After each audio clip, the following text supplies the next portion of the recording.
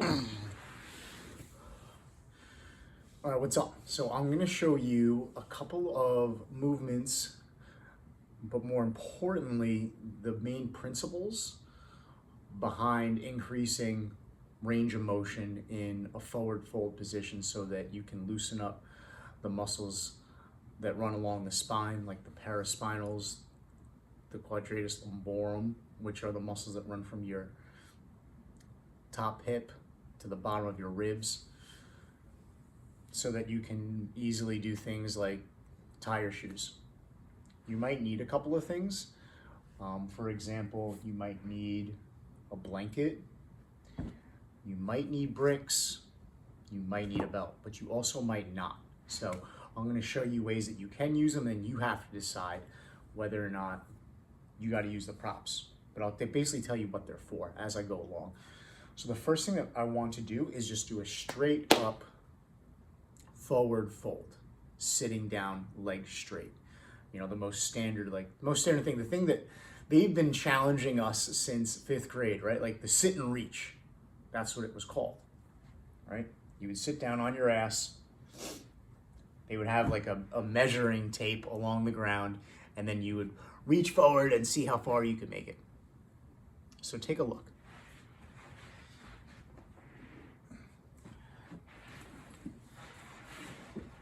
If I sit on the ground,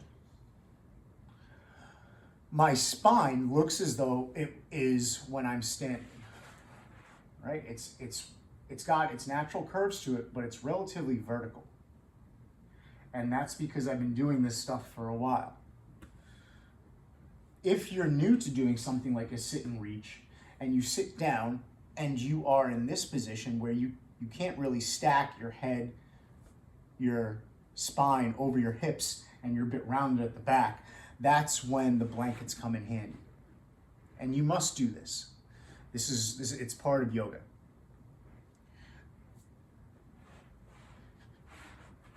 You sit on some height, and the height will allow you to get stacked.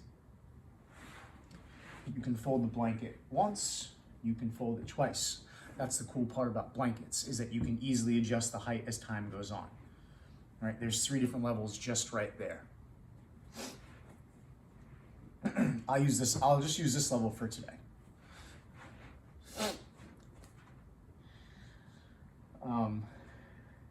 And obviously you don't need a blanket. You can use like books, whatever. So take a look. If I decide right now to reach towards my toes, this is how far I can get. I can just about touch them. What I'm going to do is I'm going to show you over the course of a couple minutes how I can go from that to probably being able to touch the bottom of my feet. Most people will probably benefit from using a belt. Yoga belt's even better, but I have a regular belt right here. I couldn't find the yoga belt in the house. What we're going to do is we're going to belt the feet, keep the arms straight. It's basically acting as an extension of our arms. From here, this is what we're going to do. We're going to lift our chest up tall, and we're going to focus on 2 different parts of the body. The sternum, which is the breastbone, and then the part of the spine right behind it. In yoga, they call it the sternum spine. We're going to think about drawing the sternum spine in towards the center of our body and lifting the sternum up. So I'm going to hold here. And then what I'm going to do is on an exhalation usually, I'm going to hinge at the hips and walk my hands forward about 1 inch or 2.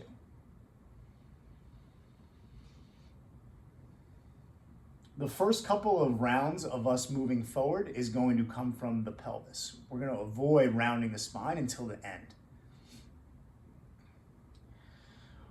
When it comes to the breathing, what I like to think about is taking deep breaths into like the base of my pelvis, really. And on the inhalations, I'm thinking about separating the sit bones, widening that area, and then on the exhalations, drawing them towards one another and lifting my pelvic floor up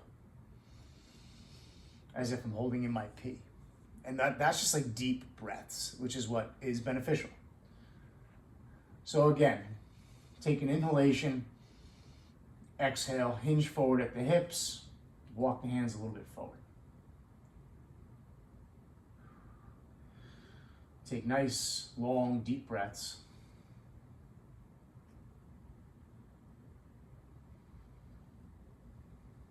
Let's go one more time. Big inhalation. Exhale, hinge at the pelvis. Keep your chest lifted. And when it comes to the arms, I'm not reaching too far. I'm keeping my arm relatively as if it would be, as if I'm standing. So my shoulder blades aren't completely protracted, which means far apart. They're just kind of hanging out. I like to basically do that about 3 times, and then on the next movement forward, I'll start to round my lower back.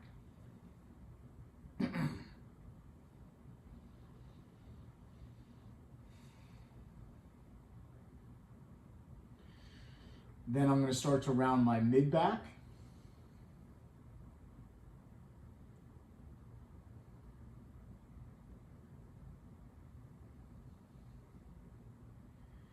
And then I'll go with the top of my back and my head. And as you can see, like my breath and my voice, it's normal because I'm not pushing past a 3 or 4. If you find that the movement is catching your breath, you've gone too far. Since I can hold on to my toes, I'm going to. And I'm going to basically go a little bit further for the last couple of breaths. One thing to keep you feeling as though you're not constricted in the face and neck area is keeping distance between your ears and your shoulders. I'm not shrugging up my traps. I'm keeping that distance normal the whole time.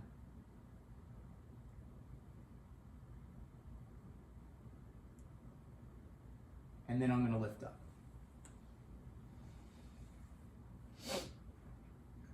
So now, if I go to touch my toes,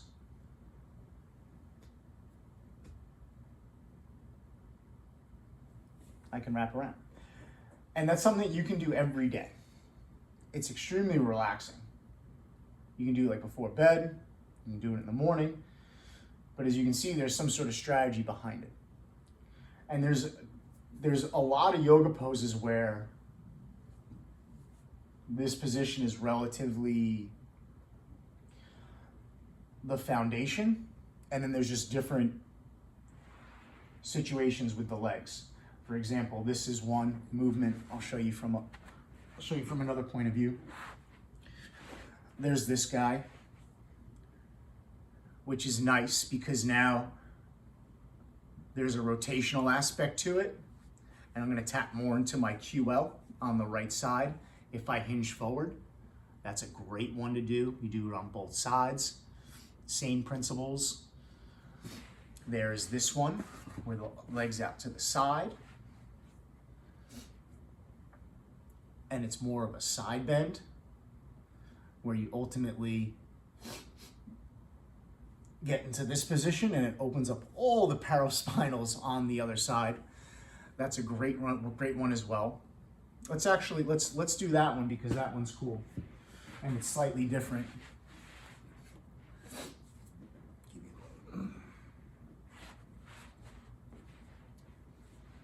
So this is the position. The instep is touching the bottom of the foot. This leg is straight into the floor. If you need height, you give it to yourself. And then from here, what I'm going to do is I'm going to grab the belt with the left hand. And what I like to do is put my hand over here. And what I'm going to do is start to keep myself tall, but lean more and more towards that straight leg. Notice I'm not bending at the spine just yet. I'm still keeping my sides long. So I'm going to do that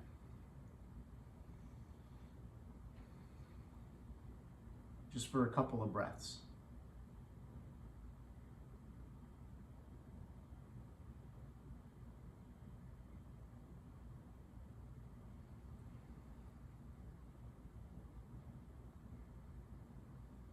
Same situation with the shoulders. I'm keeping them de-elevated, and I'm looking away from the leg because ultimately we're going to be looking up towards the ceiling. If you needed to use a belt, you would just loop it like this. Now what we're going to do is, since we've gotten a little bit more extension towards this direction, I'm going to take my elbow and I'm going to put it in front of my leg. If I wasn't using the belt, I would hold on to the toe. I'm going to use the belt today.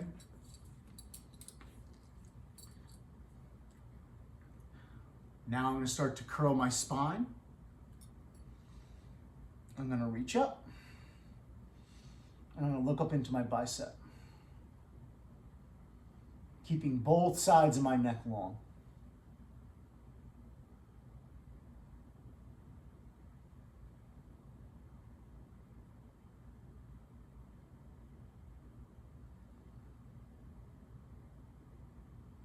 And boy, is this nice, especially when you look up into the bicep. It relaxes your neck muscles.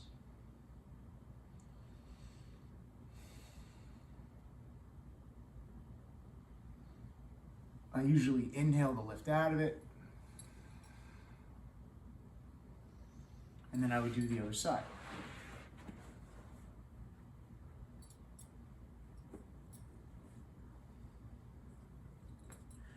General rule of thumb is like you'll hold the pose for about 30 to 60 seconds, but it could take a little bit longer because it takes time to get into it. So let's do this side. I'm going to belt the foot. I'm going to keep this knee down. If this knee is up here, then put more height underneath you. And then what I'm going to do is I'm going to turn my chest towards my bent knee, and I'm going to start to hinge at the pelvis, keeping both sides of my trunk long, working towards the toe.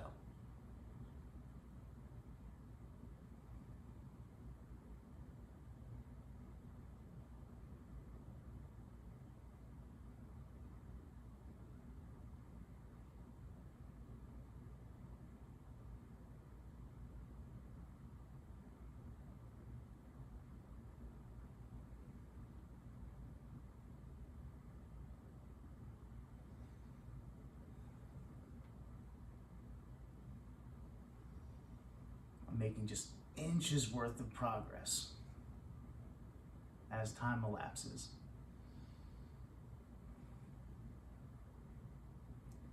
Cool. So we'll take the belt, put the arm on the inside of the leg.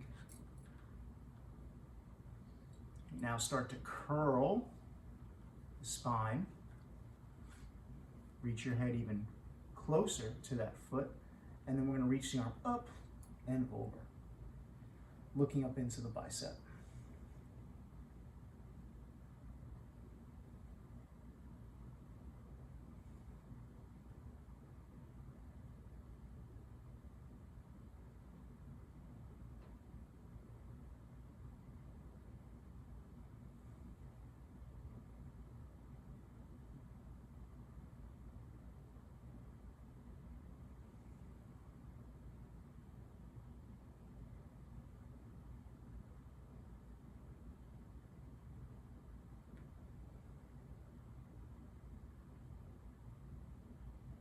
Inhale, lift out of it.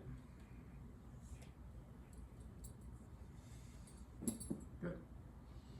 I suggest going into a child's pose for a couple of breaths. And put something underneath your head.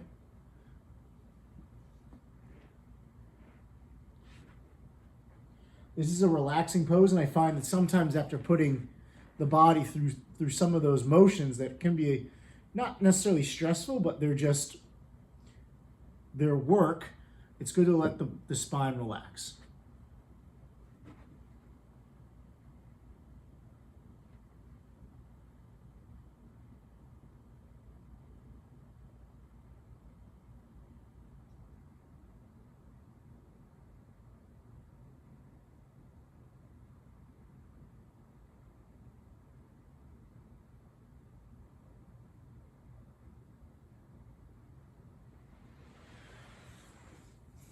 So now that the spinal muscles are a little bit looser than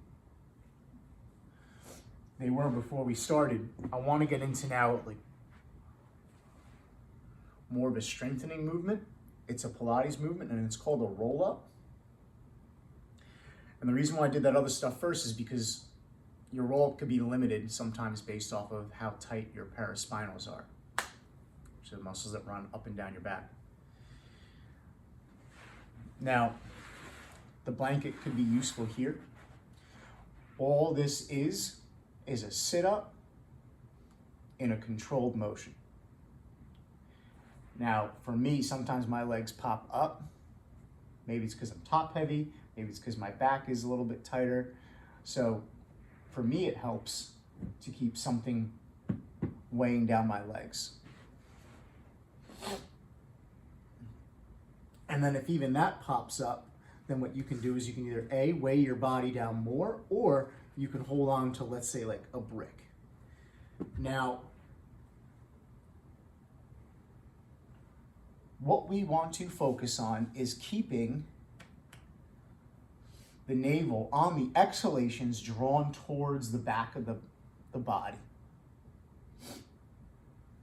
as well as drawing up our pelvic floor, which is the same sensation as holding in your urine.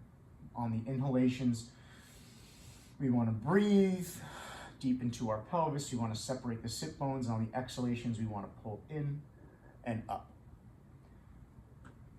So, I'm going to start off with a block in between my feet. Reason being is because when the adductors, which are your inner thighs, are engaged, it's easier to engage your pelvic floor. They're just like neighbors. So having something in between your feet, in between your knees,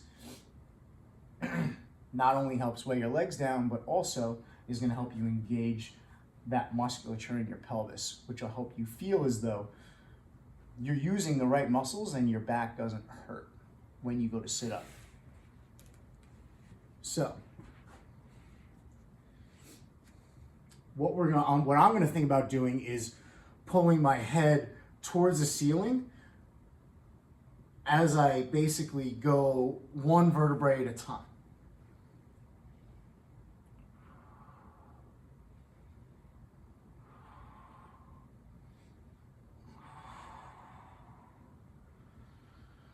And then at the top, what we can do is we can hinge just like we were before at the hips, curl the head down, work on our flexibility there, and then sit back up. And then we go in reverse.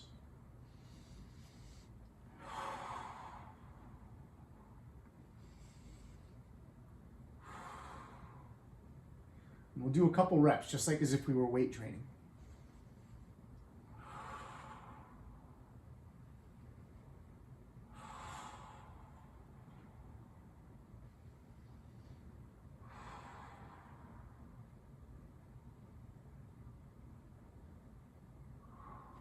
And the reason why we're doing this is because when you contract one muscle group, it lengthens the other. So we're contracting the rectus abdominis, the transverse abdominis,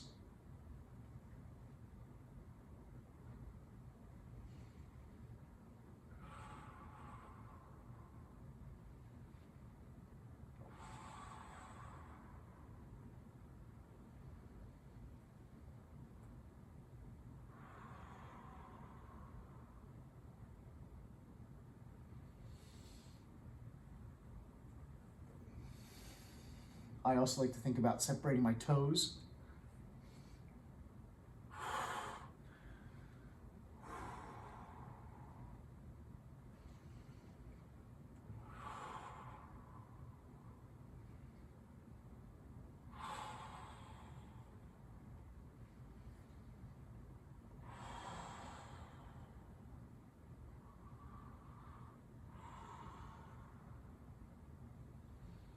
We'll do 2 more. Think about drawing the top of the head towards the ceiling. Lower your lower back. Mid back, upper, and then head.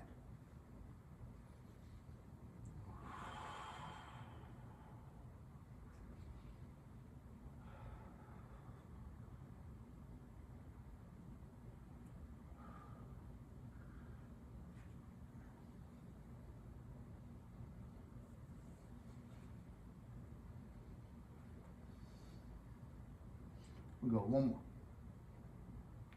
And over time, you can start to release like the blocks, the blankets.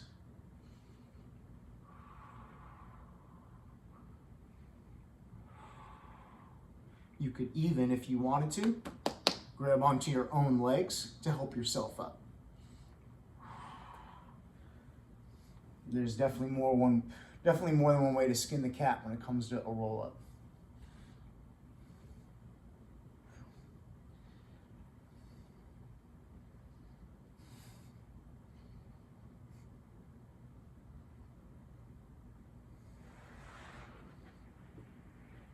Good.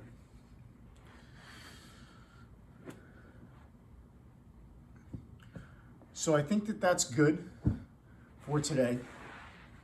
20 minutes. You got a couple of new tools, some stretches, some strengthening. Both help loosen up the whole spine, keep your abdominals strong. So hope that that helped. And just stay on top of it. Use it. Use it when you need it. All right?